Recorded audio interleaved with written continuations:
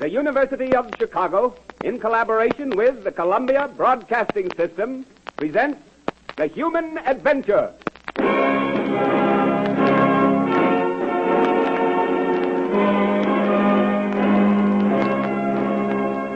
In the great universities of the world, scientists, scholars, students press forward in the search for human knowledge. Harvard, Columbia, Oxford, Pennsylvania, the University of Michigan, the London School of Economics, Stanford, Johns Hopkins, Yale, This is the human adventure of men and women who, inspired by exalted curiosity, ruled by the strictness of the scientific method, work endlessly to understand.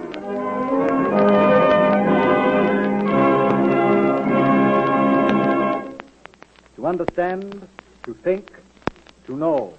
Above all else, mankind is distinguished for qualities of mind.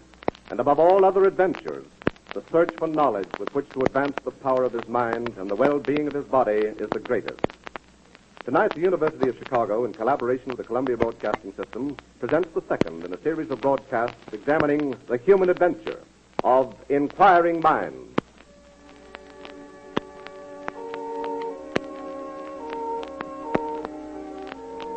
"200 miles from the Persian Gulf, 3,000 feet above sea level, lies the site of Persepolis, once the capital of the world. Here, 2,500 years ago, the slaves of Darius, the great Persian king, labored a lifetime building a magnificent palace of stone, that the world should not soon forget the vanity and might of a man. But the world did forget much of Darius. Other dictators ripped his empire to shreds, burned his palaces, and desert sandstorms buried the broken columns, the magnificent sculpture, and hid them, until a group of patient scientists sunk their picks into the pile of rubbish that once was the glory of Persia.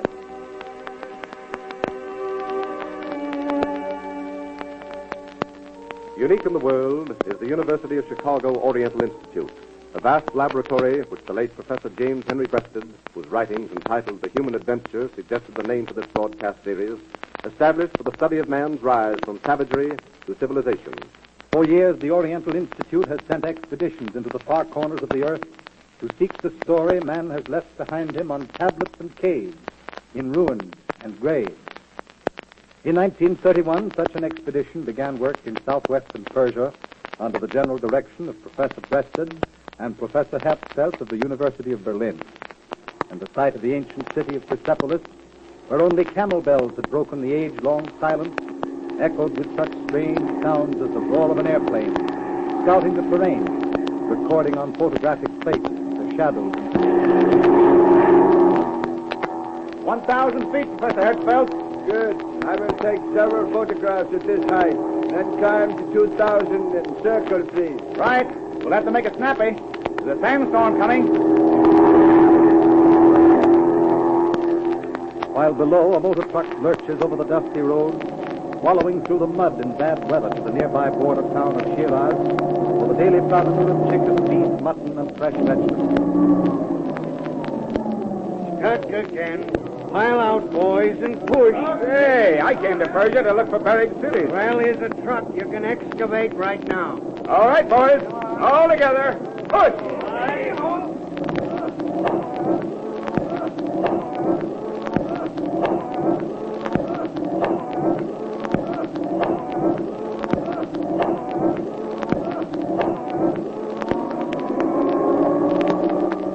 Sun-washed, marrow-dashed valley echoes with the taking the rubble and dirt to the dump beyond the digging.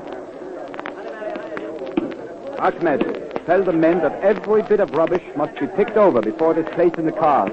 by the hole.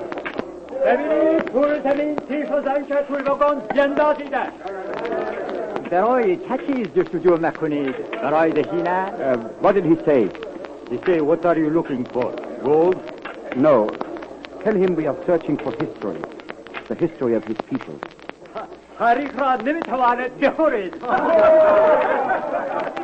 They say you cannot eat history. True. But we shall see it come to life before our eyes.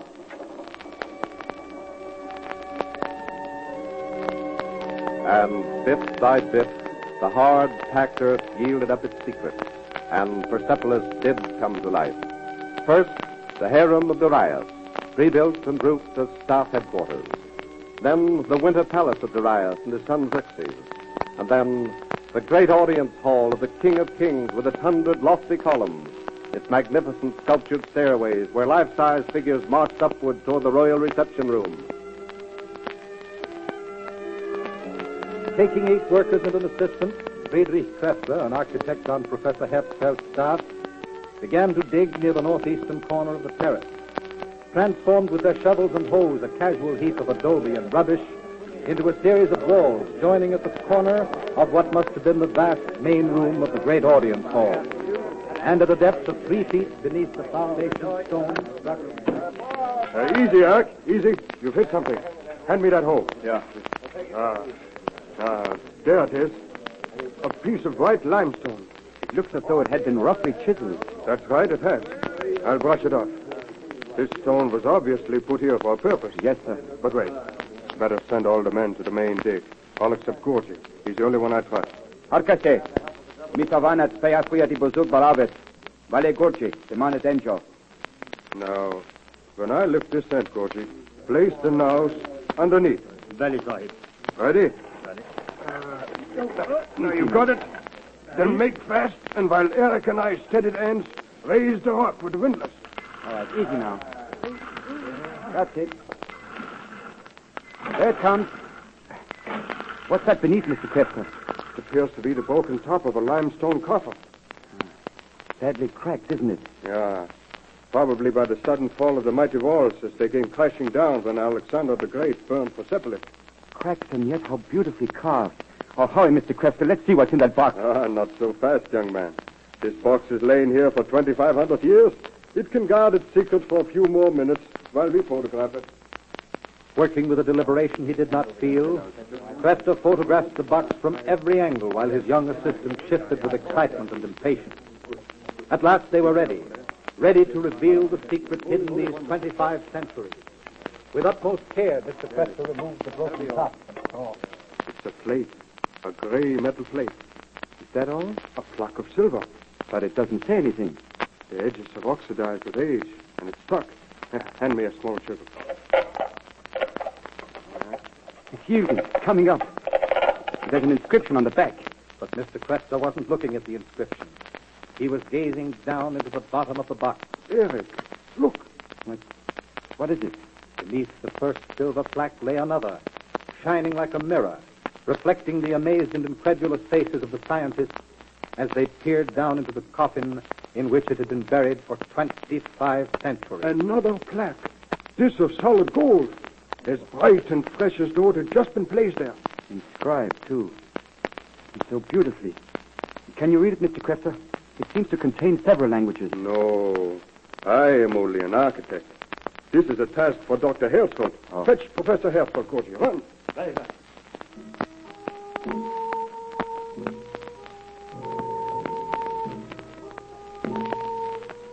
Professor Herzfeld, scholar, explorer, adventurer, too often accustomed to the disappointments of a fruitless search, was at first too moved to speak.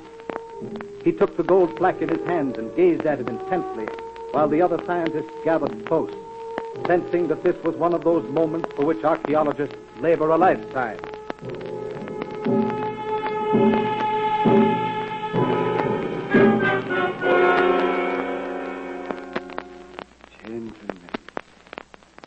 Gentlemen, you have made a tremendous discovery.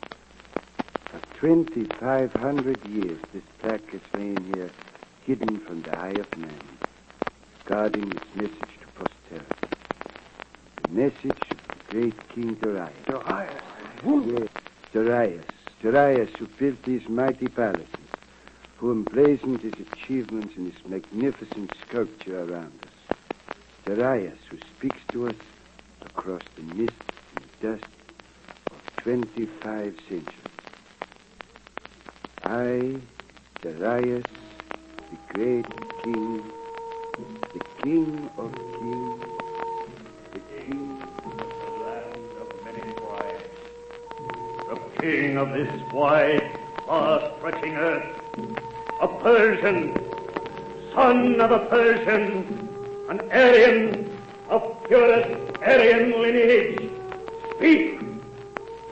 This is the empire which I possess from the Saka, or beyond Sud to the Kusha, from Hindus as far as Sparta. This is my empire, which the gods have granted to me, who are the King of Kings. These my words are a symbol and a promise that the great empire of the Persians shall endure forever. Silence. Silence now, and desolation. Today, in the sun-washed silence of the Persian noon, tribute kings still march up the great stair at Persepolis in sculptured immortality.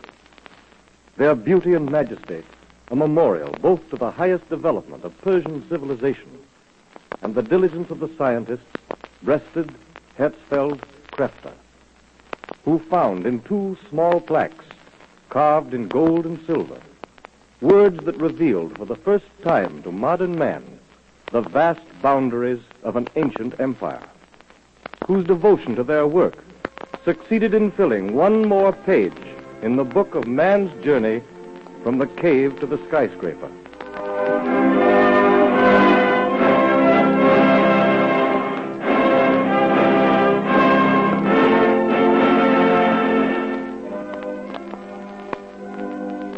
The men who built the palaces of Darius were slaves.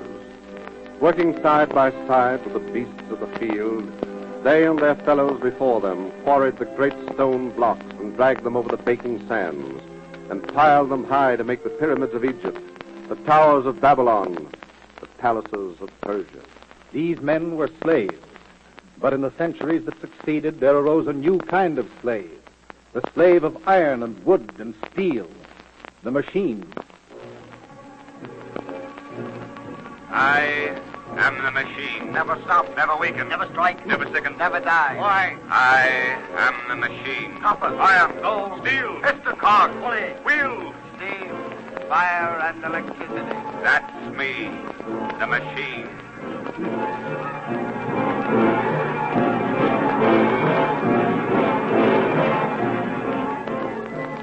To ease his own labors, to increase his wealth, to add to his skill and power, man builds machines. To do the work of a dozen men, of 50 or 500, of 1,000 or 1,000,000 or even 12 billion, for that is the number of slaves that would be required to accomplish the labor of our modern machines.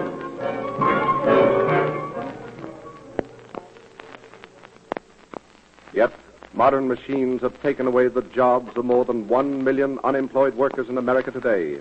Men with strong muscles, willing hands, displaced by turbine, cog, flywheel, and electricity. Is the machine man's enemy or friend? Should man endeavor to control the machine? What can be done to find new work for men displaced by machines? As a first grasp at knowledge, field workers, trained in universities for social service work, assemble facts about men displaced by machines. They interview thousands of men and women, go into their homes and talk to them and their families. Your name? Tommy Kovac. Nationality? American, you bet. Polish once. Age? 33. What's your occupation? Architect? Oh, you mean the job, nothing. Well, your former occupation then. Heater's helper. Yeah, that's me. Tony Kovac. 33, married, 3 kids. Heater's helper once. Heater's helper. Hot work in front of the great furnaces that heat the steel sheet. Just before they're put through the rolling mill. It's hot and it's heavy work. And everybody can't do it. You got to know how. You got to have a skill. But it don't mean nothing. One day our mill put in a big machine. It could roll out cold steel. It used 1.5 million pounds pressure. They didn't have hot steel anymore. Martin Kelly, heater's helper. Your services will no longer be required. Andre Lebeau, heater's helper. Your services will no longer be required. Anthony Koval, he does help. Your services will no longer be required. But I'm young yet, only 33. Maybe I can find another job in steel somewhere. I'm still looking for it anyhow. Still hoping. I ain't gonna let that machine lick me. But the machine has licked Anthony Koval. There's no place for him in steel. For him, the only course is to learn a new trade, to start all over again. That's all right for Koval. He's young yet. But what about me? I'm 48. 54, 49. These machines make an old man of you. Put you on the scrap heap before you're 50. Scrap for kids are easy to train. We gotta live too, don't forget. Yeah. What about us? Well, what about them? In order to stop machines from displacing men, should we endeavor to control the machine, to retard its advance, to muzzle its steel jaws? Says Dr. William J. Ogburn, professor of sociology, University of Chicago. You cannot stop change.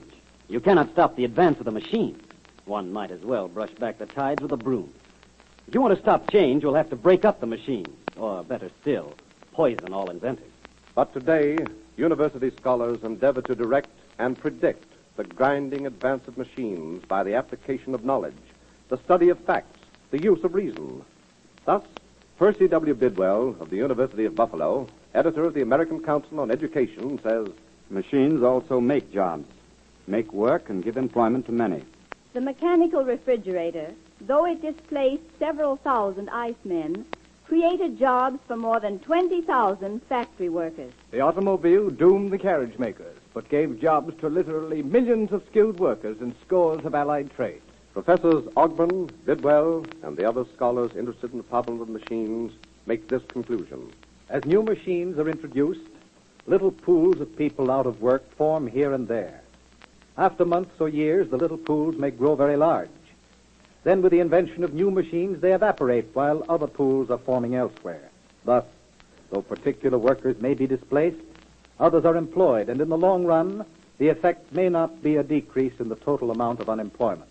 So the professor says in the long run, everything will work out. He does? Ask him how long. Until the pools evaporate, he says. That's economics, Joe. To him, it's economics. To me, it's when do I get a job? How long do I have to wait? I still gotta live until another job comes along. Yes, of course you must live until another job comes along. And yet you must realize that the answer to the problem of men replaced by machines is broader, bigger than just your problem alone. We know there are 1 million men like yourself out of a job because machines are doing your work. The question of what to do for you men until you get a job is part of what the scholars are trying to answer, but only a part. What of the 9 million other men out of work because of many reasons? His situation is like yours. He must be taken care of until a new job comes along, too. And scholars have found that the problem of what to do with one group of unemployed men must be considered as part of the whole question of unemployment. That is why, on this entire issue, these scholars suggest that there be established an efficient system of public employment offices. United States Government Employment Service. I'm a mechanic. Is there any use in coming down to see about work? Are there any jobs? Yes, we have some. Come down and register. Well, I haven't any money. If it's going to cost There's anything, no charge for helping you get a job. This is a government office. first advocated in England by Sir William Beveridge of the London School of Economics, the Public Employment Office has been tried successfully in most American states, many American cities. Public works should be distributed with due reference to the demand for labor in private industry. General training programs for young men and women must be developed. But you're just a young fellow. I don't understand why you can't find a job. I'm not sure I do either. But there's need for trained young hands. Sure, only I'm trained for just one kind of job. I wish I had a general education instead of a specialized one. Things change too fast. In an effort to produce such programs for youth, many eminent professors have served the Bureau of Vocational Education in its efforts to produce such programs. The establishment by industry of a new social plan called the quitting wage should be encouraged. George Smith, stoker engineer. Your services will no longer be required. But, Mr. Smith, if you'll please fill out this company form, you'll receive a percentage of your past average wage over a period of several weeks to enable you to train for and find other work. A special service for the training and employment of casual workers should be established. What's your occupation? Well, mister, I'm sort of a jack of all trades. Sometimes I work around the docks. 1 or 2 days a week, I fit in the garbage trucks. When things are slack, I try to rustle up a few dimes carrying bags. Why don't you stick to one kind of a job? Well, I ain't trained for anything in particular. Supposing this bureau trained you, gave you an aptitude test to find out what you can do, and then saw to it that you were taught to do it. Well, what good would that do if I couldn't get a job? We'd help you get a job. And perhaps most important of all, a coordinated, workable system of unemployment insurance, a safeguard against social shock, fathered by the great John R. Commons of the University of Wisconsin. I don't know what I'd do if it weren't for these checks. They keep me going till maybe something will open up. It takes away the fear of losing your job all of a sudden. Some of these are emergency measures. Some of them may be adopted permanently. That is up to the governments and the people they represent. The men in the universities have no axes to grind, no politics to play. Their services to the people are those of unbiased experts, of men who do not tell us what to do, but who tell us what will probably happen if we do one thing or another. These men devote their lives to learning so that you and I may someday master the machines we have built.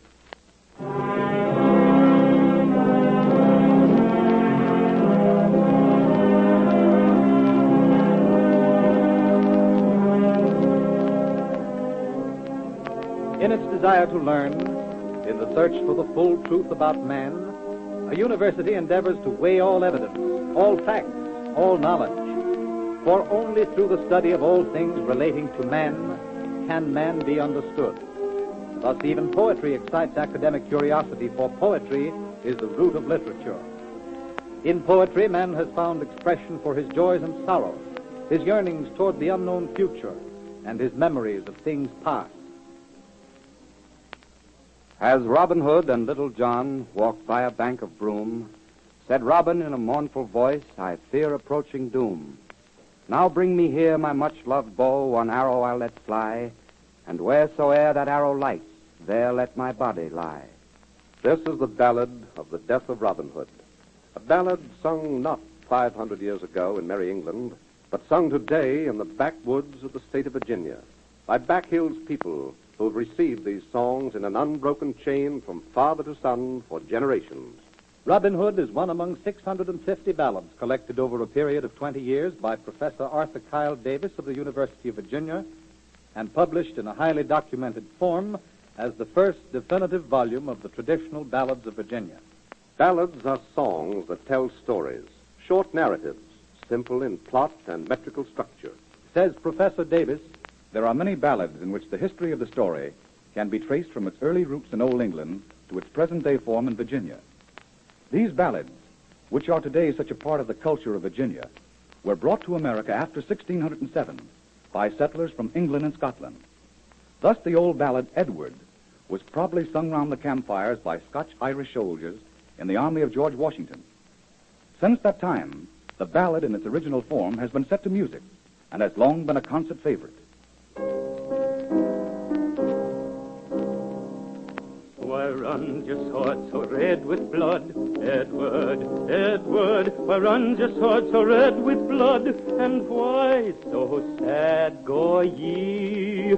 Oh, I have slain my hawk so good, mither, mither. Oh, I have slain my hawk so good, I have no more but thee. Oh, your hawk's blood never was so red, Edward, Edward. Your hawk's blood never was so red, my dear son, I tell thee.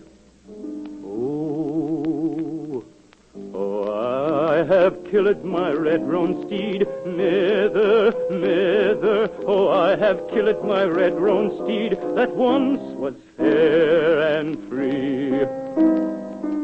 Oh, your steed was old, and you've got more, Edward, Edward. Your steed was old, and you've got more, some other thing you've done. Oh, I have stricken my father dead, mither, mither. Oh, I have stricken my father dead. Alas, woe is me.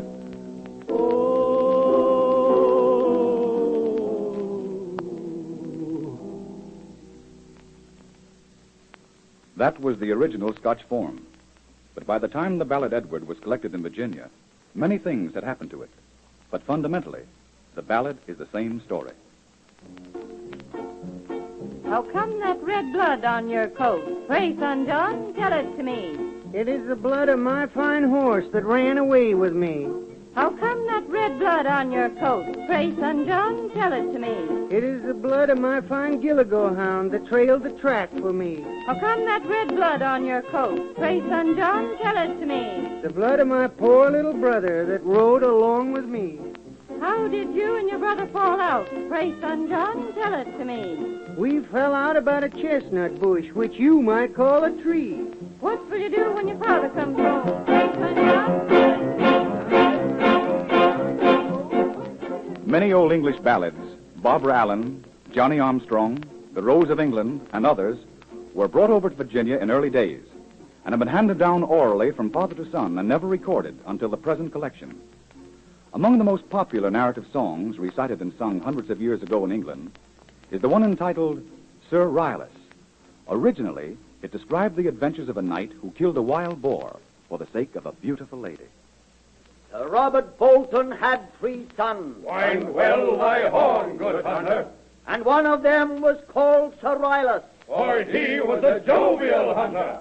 He ranged all round down by the woodside. Wind well thy horn, good hunter. Till up in a tree a lady he spied. For he was a jovial hunter. Oh, what dost thou mean, fair lady?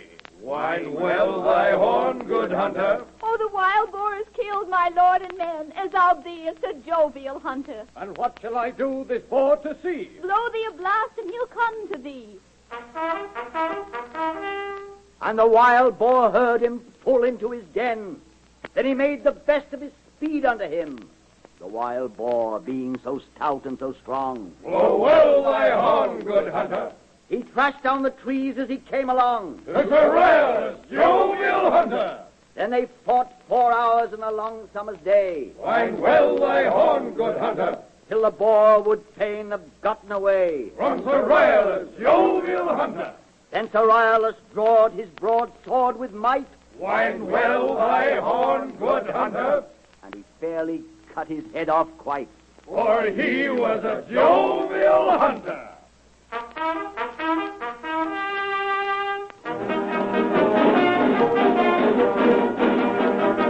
In the search for traditional Virginia ballads, we discovered a version of Sir Rylus which had been handed down in one family from the time of the great-grandfather, who lived at least 150 years ago. Today, the ballad is known as Old Bangham.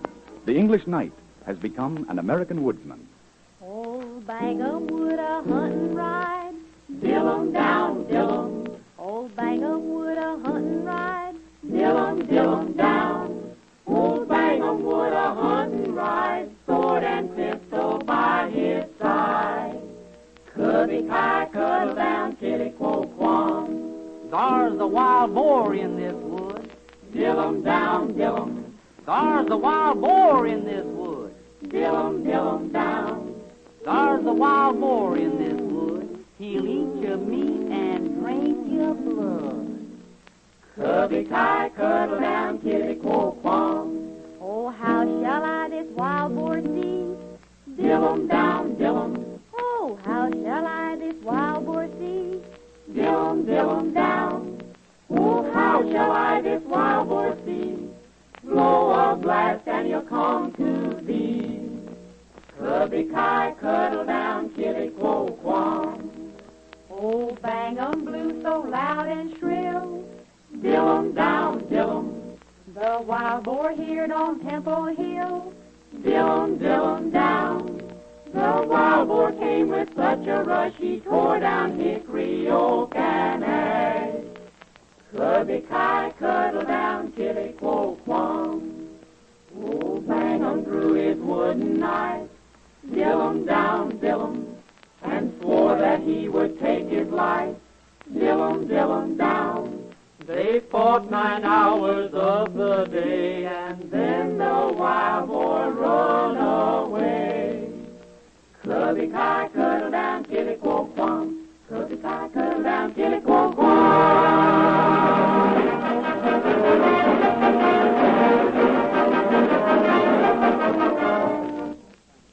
The ballads were sometimes taught to the Negro slaves, who in turn transmitted them orally from generation to generation, at times changing the original ballad, adding words, altering locale, modifying tone.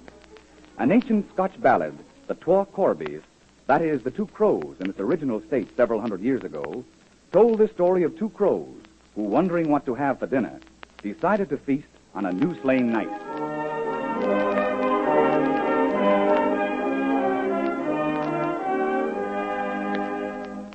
As I was a-walking all alone, I heard twa corbies making a maid. The chin unto the other say, where shall we gang and dine today? In behint yon Allsvale dyke, I wot there lies a new slain knight.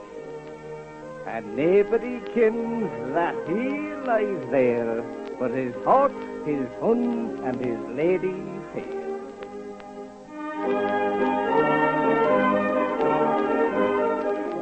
But after being handed down from family to family for over 200 years, and after traveling from bonnie Scotland to Virginia, the Twa Corbies somehow increased their number and became the Three Crows.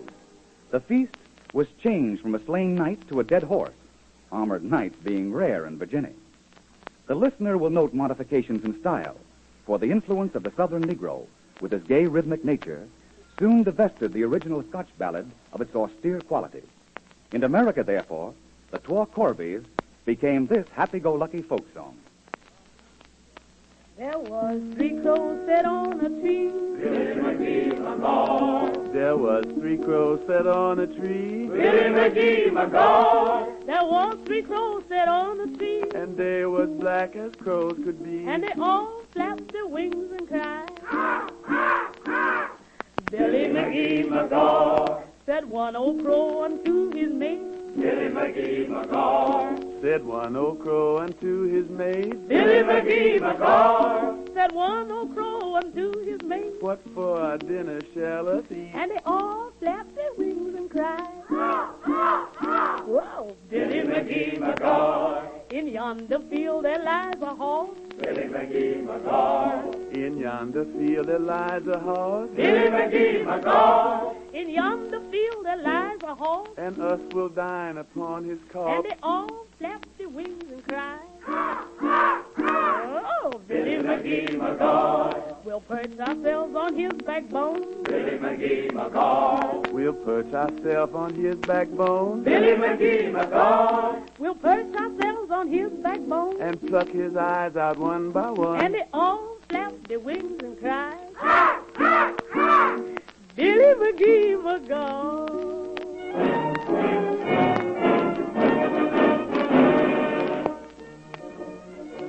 We pause for station identification. The University of Chicago, in collaboration with CBS, is presenting the second in the series of dramatization known as The Human Adventure. This is the Columbia Broadcasting System.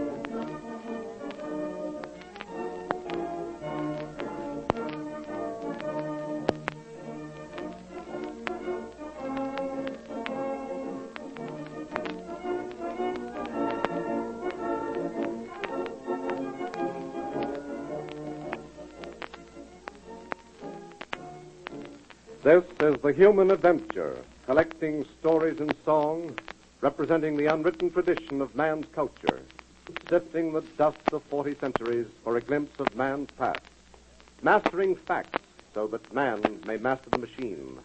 All these are part of the human adventure, for a university's job is to learn.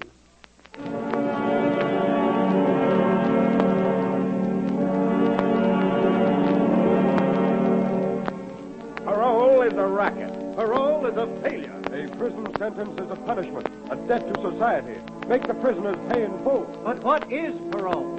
Parole is a conditional release from prison under supervision. before the original sentence has completely expired. Assuming a parole system, who should be released and who should not?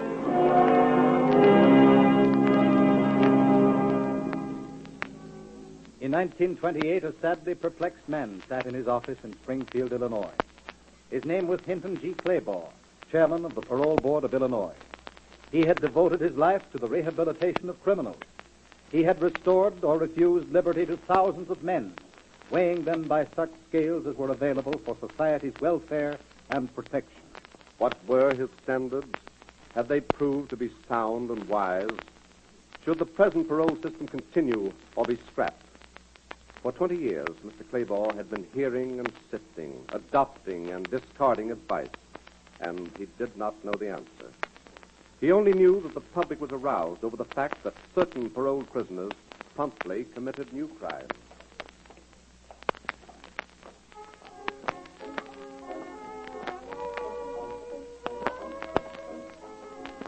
This is the place.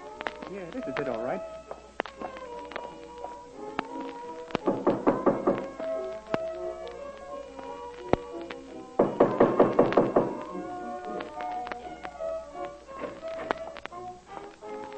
Well?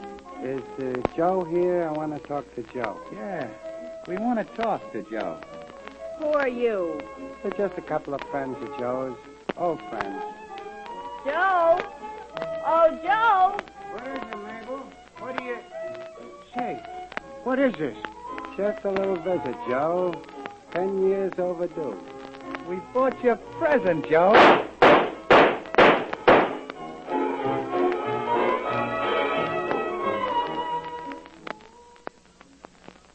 This was Mr. Claybaugh's problem, to prevent such recurrences, to decide who should be released and who should be kept in prison. This was the problem he was pondering on a certain day in 1928 when a group of citizens called upon him. Mr. Claybaugh, this committee represents a large group of voters here in the state. Now, we've come to discuss frankly what can be done about the present crime wave. I presume from what you say that you have some very definite ideas on the subject. We have. In a few words, we protest against the alarming abuse of parole in this state, against turning criminals loose to commit new crimes when they still ought to be in prison.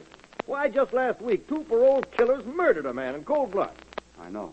Now, we want to know who decides what prisoners shall go free and when and how. Here in Illinois, we've had the parole system for a good many years. We think it's here to stay. Up until last year, 1927, all cases were handled by a single officer in the Board of Pardons. Since then, we've had a parole board of 9 members. And still you let men out to commit new crimes. Now, that does happen sometimes. But I wonder if you people really understand the facts. For instance, do you know how many criminals were paroled in Illinois last year? A great deal too many, in our opinion. Do you know how many criminals were apprehended and convicted? We haven't the exact figures. Do you know how many paroled prisoners committed new crimes and were returned to prison? It isn't our business to answer those questions. Why, no, we're not on the witness stand. Neither is the parole board. The newspapers seem to think you are, Mr. Claybaugh. Sure, and so does the public. All we want is the truth. You're entitled to know the truth, ladies and gentlemen. I'm not simply trying to defend the parole board. Frankly, none of us know how best to handle parole. We want to know how to make it better. I'd appreciate any suggestions. Well, why don't you ask the professors? They're always publishing books on crime. The prof? Why, they never even go to the movies. What do they know about it? Wait a minute, gentlemen. I think you've got something there. I wonder if the universities of Illinois, Northwestern, and Chicago would undertake an impartial study of our parole system. I'll ask them and see. That was the challenge. A challenge to 3 universities to turn their scientific knowledge toward a practical problem of human conduct, to benefit humanity if possible. The challenge was accepted, and a committee of 3 appointed. Professor Andrew A. Bruce of Northwestern University. To write a history of the parole system of the state of Illinois. Dean Albert J. Harno of the University of Illinois. To visit and examine state prisons. Professor Ernest W. Burgess of the University of Chicago. To study the records of paroled prisoners, find, if possible, the relationship between these men, their backgrounds, and their chances of making good if paroled.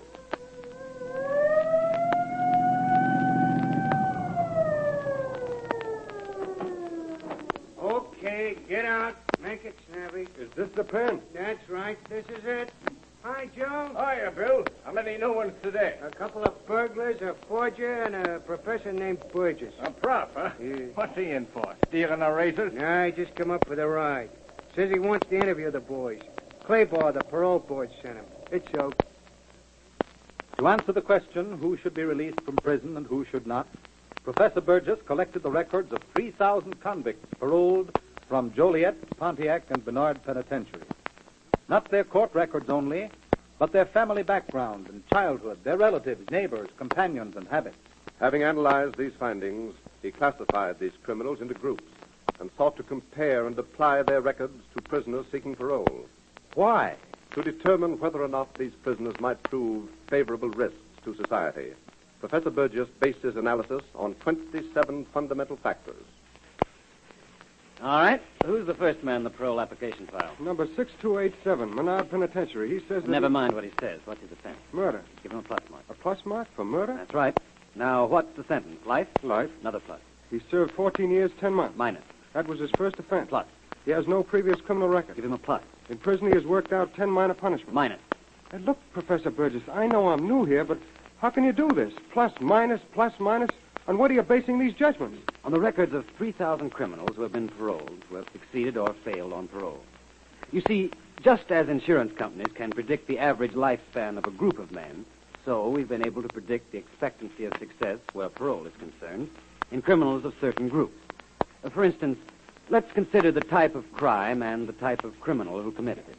I never worked with a gang. I worked alone. I figured out my own jobs, and I did them without the help of nobody. The lone wolf criminal is not a good parole risk.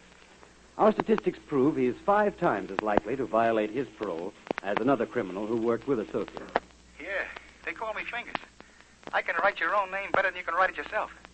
Just give me a pen, a checkbook, and a copy of J.P. Morgan's signature. Criminals convicted of forgery and fraud have a high violation of parole.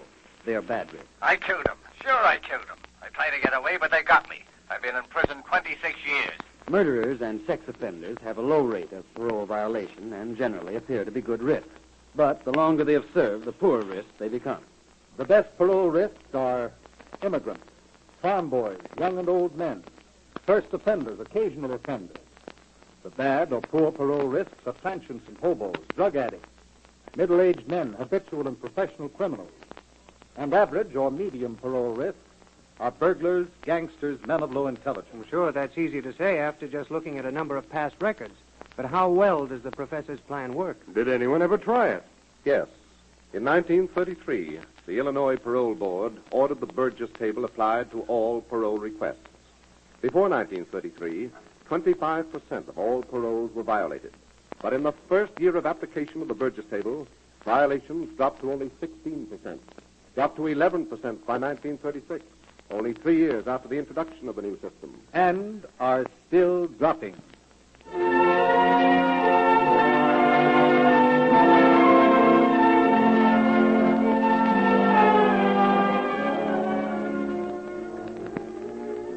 To the medical profession, death is the only enemy, to be resented, resisted, routed if possible. Today, practicing physicians trained by universities in the scientific laboratory method and in the clinical approach of observation devote their lives to the search for new and more effective means of treating death. Labor long and patiently to prove that mankind need not, shall not suffer. Such a physician is Dr. George R. Minot, professor of medicine at Harvard and director of Harvard's Thorndike Memorial Laboratory at the Boston City Hospital. The year 1911, the place, Massachusetts General Hospital in Boston. Office calling Dr. Minus. Office calling Dr. Minus. Dr. Minus. Call from me, nurse? Yes, Dr. Minor. Dr. Mills would like to have you confirm his diagnosis of the new patient in 49. He believes it's pernicious anemia. Thanks, nurse. Pernicious anemia, a disease that causes patients to grow pale, weary, and bloodless as the red corpuscles in the blood diminish and the tiny bodies which give us our energy disappear from the system. Come in. Good morning. I'm Dr. Minor. Dr. Mills wanted me to have a look at you. Well, how do you feel? I'm so tired, Doctor. It's an effort just to draw breath. Just a moment while I look at your chart. Color, pale yellow. Heart accelerated. Tongue sore. Complains of muscular tingling and fatigue. Looks like PA, all right. Now, Mr. Jones, try and answer my questions carefully, for I want to help you. When did you first notice that something was wrong? I can't say exactly. It came on sort of gradual, maybe 6 months ago. Mm-hmm. The work at the office got harder and harder. By 5 o'clock, I was all in. You were never bothered this way before? Never. I've always been strong as an ox. But, Doctor, what's happening to me? What's wrong? Dr. Minot couldn't answer that, but he could ask questions. Kind but relentless as a district attorney, he asked everything, forgot nothing, read and studied and experimented, and at last reached his first important conclusion. The X-rays indicate without doubt that there's something wrong with the bone marrow of pernicious anemia patients. It doesn't function properly. Throws off immature red corpuscles in great quantities. So, obviously this malady is not caused by some mysterious poison that dissolves the cells. The question is, why doesn't the bone marrow supply the cells the way it should?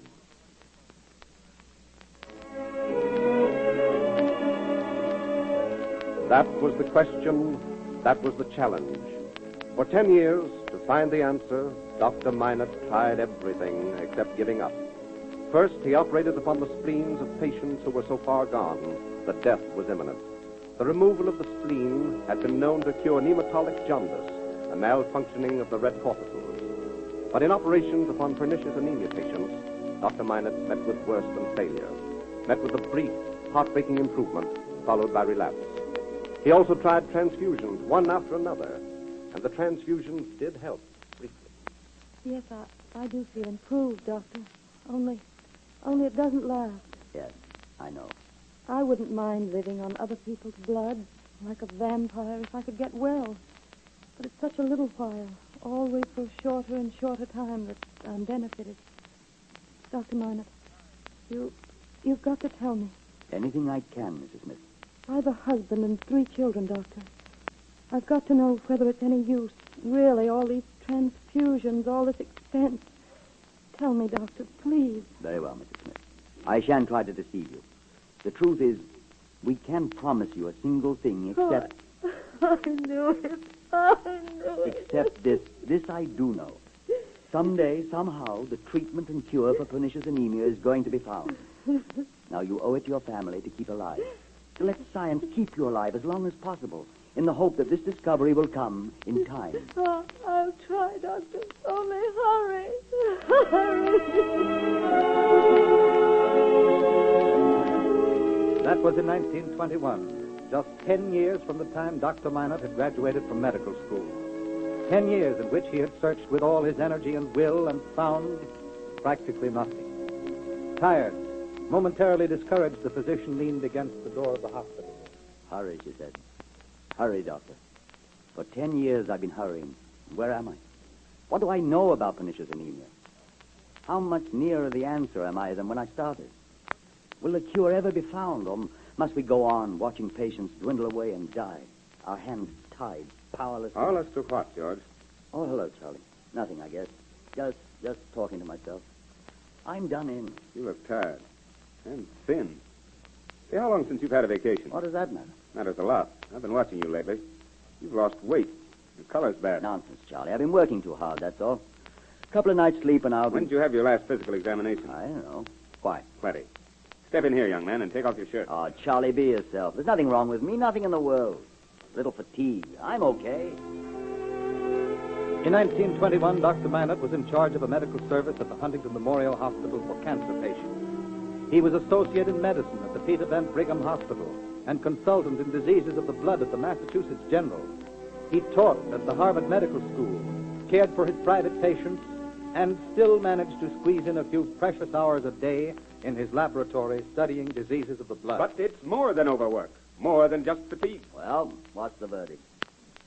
Speak up, Charlie. How long have I got to live? Can you take the truth, George? Well, I've been looking for it for a long time.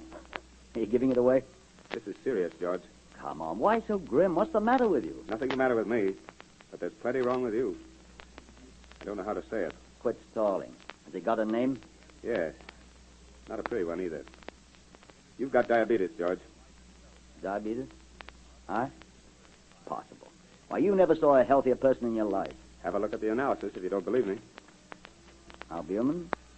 Sugar? Sugar? That's right. You've got all the symptoms, inside and out. Take a look at yourself in the mirror.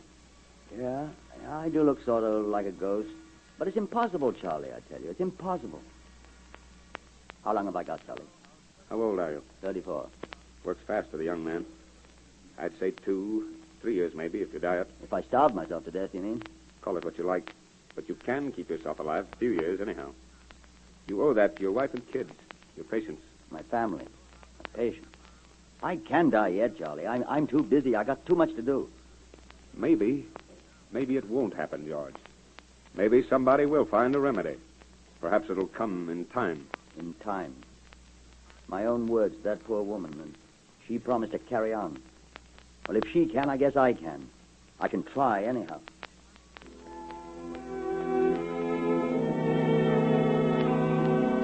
Six months, a year, with death staring him in the face, coming closer every day, Dr. Minot kept himself alive, kept working. He grew weaker, more gaunt as the weeks passed, but his spirit never flagged. His resolve to find a remedy for pernicious anemia, to save the lives of others before his own end came, this resolve never faded. An heroic battle against fate and time, but Dr. Minot was not working alone. In the medical school of Toronto, a young Canadian surgeon named Banting, a man who felt as Minot did, that no disease was hopeless, was working on diabetes, trying to accomplish what men had endeavored to prove for 150 years, that diabetes was caused by the lack of a substance called insulin, ordinarily manufactured in the minute pancreas glands. On a certain day in 1922, Dr. Banting found that extracts of partially degenerated pancreas did contain insulin. Insulin which might be extracted from normal pancreas, given to patients suffering from diabetes, and thus enable them to lead normal lives.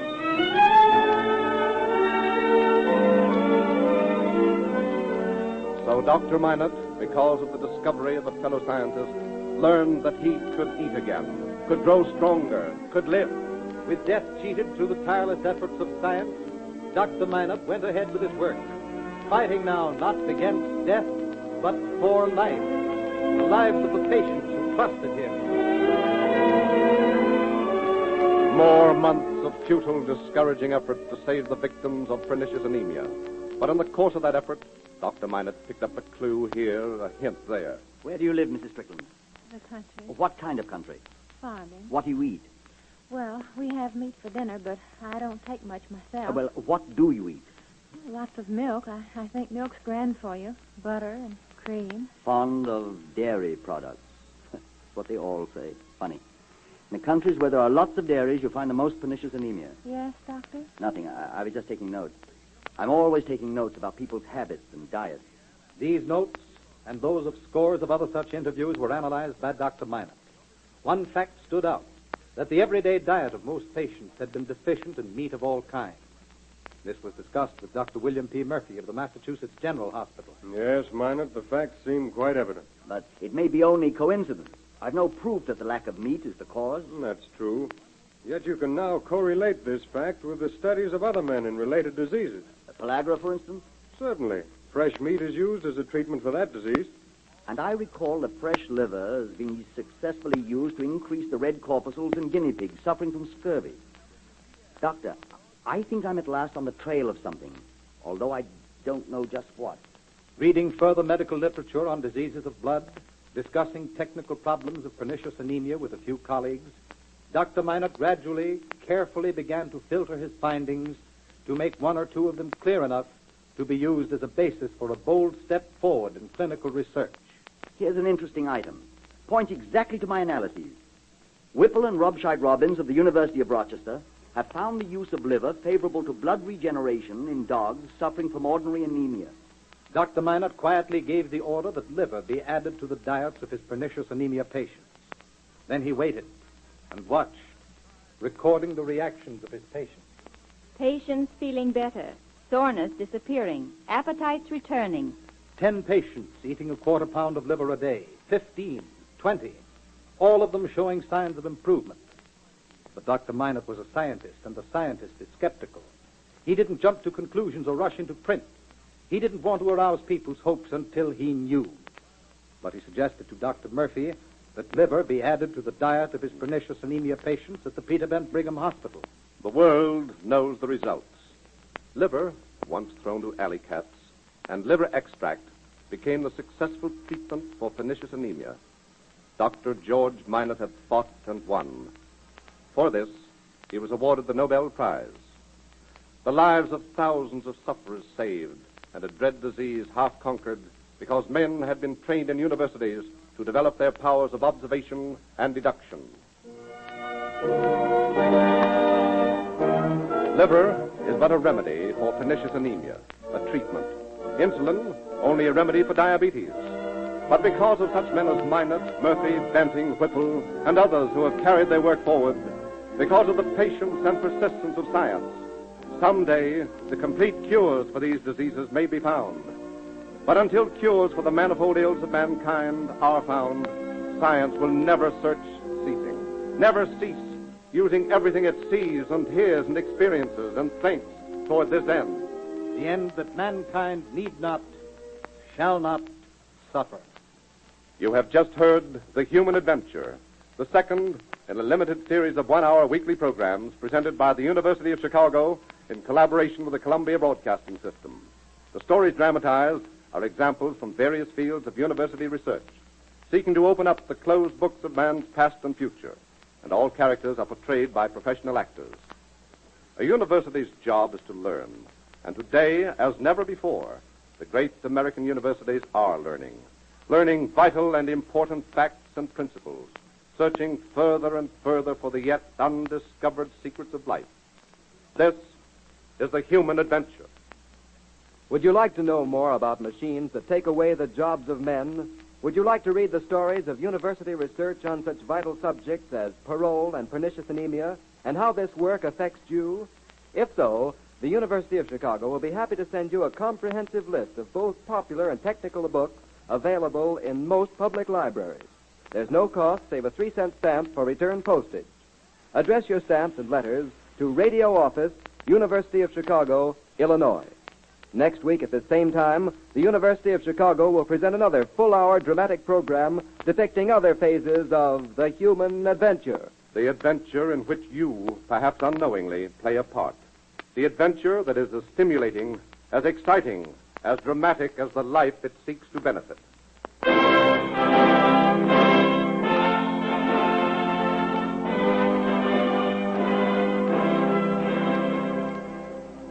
The Human Adventure is presented each week at the same time in the interest of knowledge and learning, to enrich the background and education of every listener, young and old. The Human Adventure is a presentation of the University of Chicago in collaboration with the Columbia Broadcasting System.